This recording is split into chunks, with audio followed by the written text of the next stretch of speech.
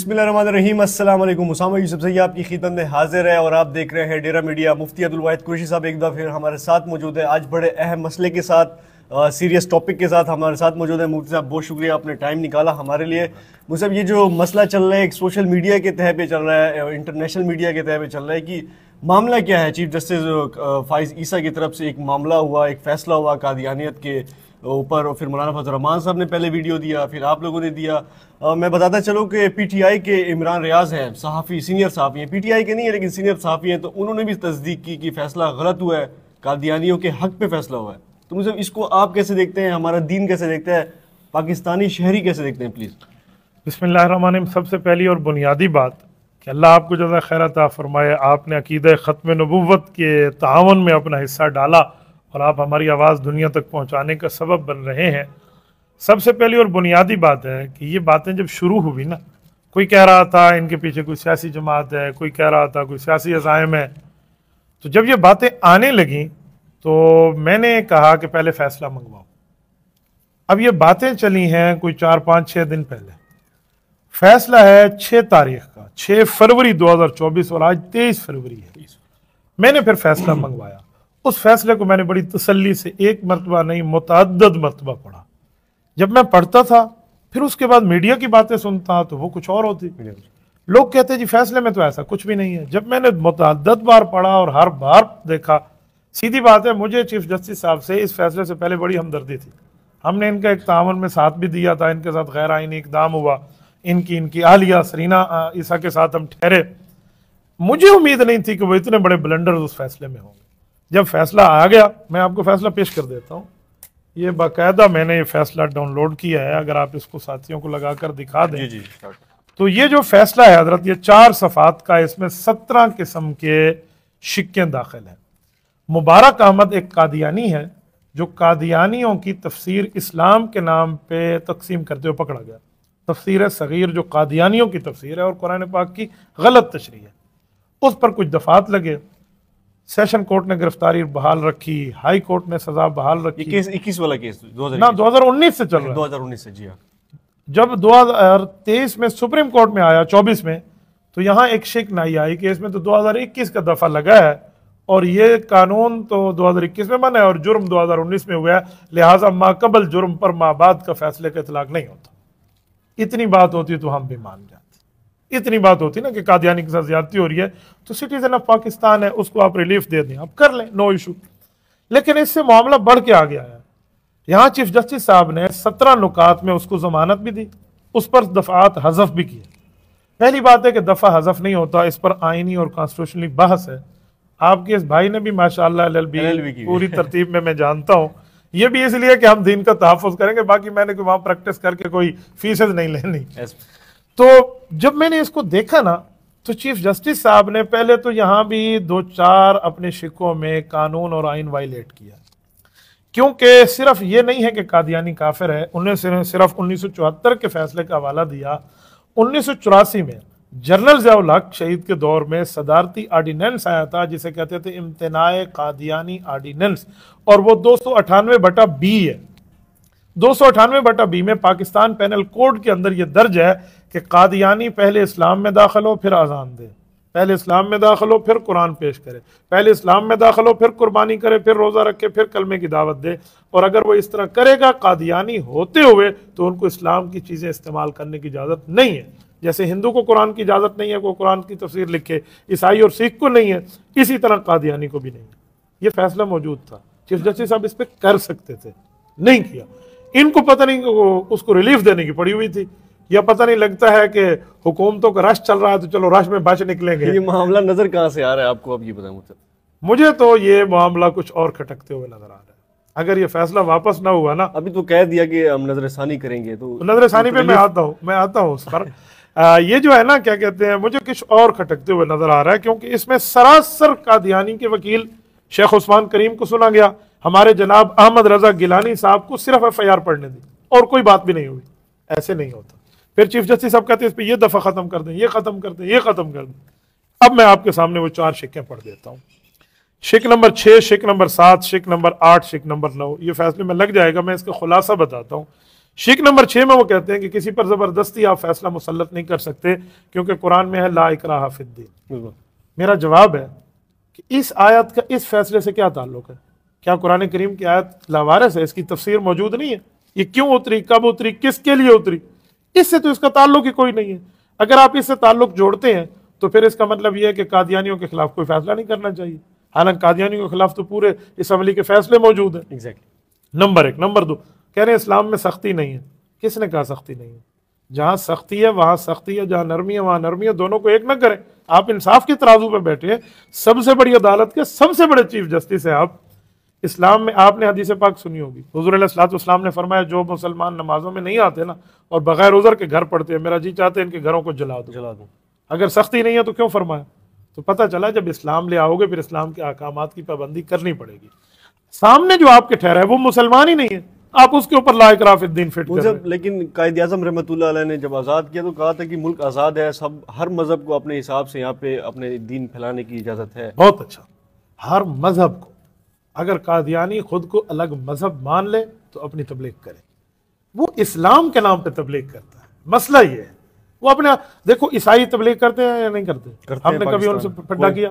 Hindu, Sikh, Parsi, full relief, हम कुछ भी नहीं। वो पहले अपने आप का आईनी है स्टेटस तो माने ना कि हम फलां कादियानी मजहब है, बिल्कुल ठीक है, फिर आप अपने जो मर्जी है मुकाला मलयाम, उसमें कोई मसला नहीं है। लेकिन आप इस्लाम के नाम पे क्यों पेश करेंगे? कल कोई हिंदू उठ के कहे मैं कुरान की तफसीर लिखता हूँ, इसे पाकिस्तानी आइन लिखने देगा ला इकराह फिद्दीन? तो पहली ये गलती है कि इस आयत का इंतबाक यहां बनता नहीं था जो इनने बनाया। दूसरा, उन्होंने कहा जी 7 में कि अकीदे की आज़ादी यानी इस्लाम में मजहबी आज़ादी है।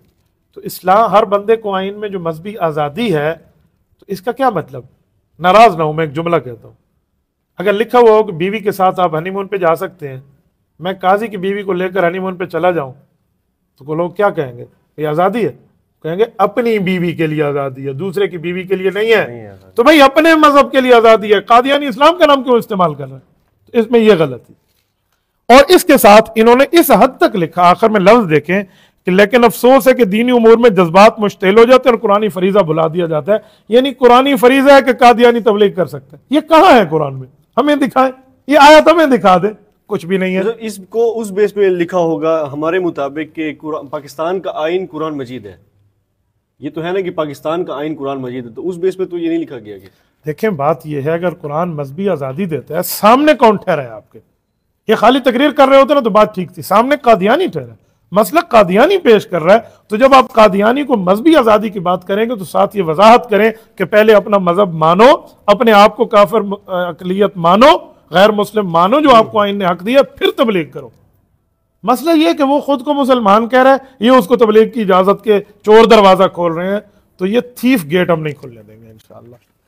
8वें नंबर पे इन्होंने वहां एक आयत का हवाला दिया कि कुरान में है इन्ना नहनु नज़्ज़लना ज़िक्र व इन्ना लहू लहाफ़िज़ून, कि अल्लाह पाक ने कुरान उतारा, उसकी अल्लाह हिफाजत करेंगे। ये बता रहे हैं कि अगर उसने कोई तौहीन कर भी लिए तो तौहीन नहीं, अल्लाह कुरान की हिफाजत करेगा। अल्लाह लो जी हजरत, ये कौन सी बात है? कल कोई हर बंदा सारी तौहीनें करते रहे, अल्लाह अगर यही है तो कल चीफ जस्टिस साहब के घर चोरी हो जाए और चीफ जस्टिस चोर से पूछे क्यों चोरी की, वो कहेगा रिज्क का जिम्मेदार अल्लाह है, अल्लाह ने रिज्क देना है, मैंने चोरी कर लिया तो क्या हुआ? तो आप वहां चोर को पकड़ते हैं और यहाँ आपने तकदीर के मसले की डंडी मार दी है, तो ये गलत। मुझे बीइंग अ मुस्लिम लगता है ये फैसला रात के अंधेरे में लिखा गया, कुछ भी समझ नहीं आ रहा सर के ऊपर से जा रहा दीन के हिसाब से। नंबर 9 और आखिरी पॉइंट जो इस पर मैं बताना चाह रहा हूं, वो कह रहे हैं बुनियादी हक आइन की शिक नंबर ए और शिक नंबर बी देती है कि अपने इदारे कायम करें, इनका देखभाल करें। भाई देती है शिक नंबर बी और ए, लेकिन मजहब को, कादियानी खुद को मजहब नहीं मानता, पहले वो मजहब माने खुद को, अलग अपनी माइनॉरिटी की हैसियत माने, फिर जो माइनॉरिटीज के हुकूक हैं आप उनको दे दें। तो ये 4 चीजें थी जो हमें हसाफी हजरात भी और बाकी लोग भी कह रहे थे आपने फैसला पढ़ा, आपने फैसला पढ़ा। मैं कई सहाफियों को भी आपकी टीम के साथियों को देख रहा हूं, अजीब अजीब सूरत हाल है। मतलब ये तो फैसला हो गया, अभी खैर उन्होंने कहा नजरसानी करेंगे, अगर यू टर्न होता है, जीरो से ज़रब दोबारा होता है तो फिर आप क्या कहते हैं? देखें जो नजरसानी की बात है, हमें भी लोगों ने कहा कि आप नजरसानी करें। आईनी तौर पे नजरसानी का मतलब होता है कि हमने फर्स्ट डिसीजन एक्सेप्ट कर लिया है, इस पे थोड़ी नजरसानी कर लें। हम नजर अव्वल को भी नहीं मान रहे, नजरसानी तो दूर रहा। हम कह रहे हैं पहला फैसला गलत है, आप खुद इस पर जिसको सोमोटो कह दें, यूटेन कह दें, कुछ भी कह दें, आप इसको वापस करेंगे या इसकी वजाहत करेंगे। जो कादियानियों के लिए छोटा गेट खुल रहा है वो ऐसे नहीं बनेगा, नंबर एक। नंबर दो, ये जो कादियानियों के इम्तनाई ऑर्डिनेंस का फैसला नाफिज हुआ था ना, वो 5 रुकनी बेंच ने दिया था फैसला, और ये 2 रुकनी बेंच का है। इस पर भी इंशाअल्लाह ताला मामला आगे नहीं चलेगा। मैं एक समझाने के लिए बात करता हूं। चीफ जस्टिस साहब के फैसले से लगता है इन्होंने कादियानियों को शलवार पहना दी है, लेकिन उसका नाड़ा जो है ना वो आइन के हाथ में है। बिल्कुल, कादियानी अगर इसको संभालेंगे शलवार को तो हाथ बंधे होंगे, और अगर खोलेंगे हाथ तो शलवार गिर जाएगी। आइन मौजूद है, इस्लाम मौजूद है इंशाअल्लाह। बहुत शुक्रिया मुफ्ती साहब। एंड में ये बात मौलाना फजल रहमान साहब ने भी कहा, और पाकिस्तान तहरीक इंसाफ ने भी कुछ न कुछ हिमायत पे इस बात में कहा है। तो कैसे पाकिस्तान तहरीक इंसाफ ने कहा आपके मुताबिक?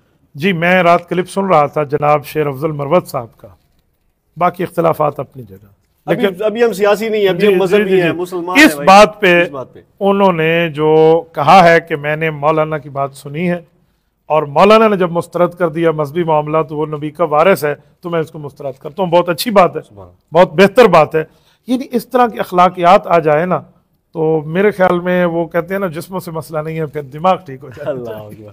मतलब सीनियर सहाफ़ी इमरान रियाज साहब ने भी कहा कि ये फैसला गलत है, पीटीआई के जानी मानी शख्सियत है। मैंने इमरान रियाज साहब का वो ट्वीट पढ़ा नहीं है, लेकिन जो सुना जा रहा है जैसे आप बता रहे हैं तो बहुत अच्छा उन्होंने किया है।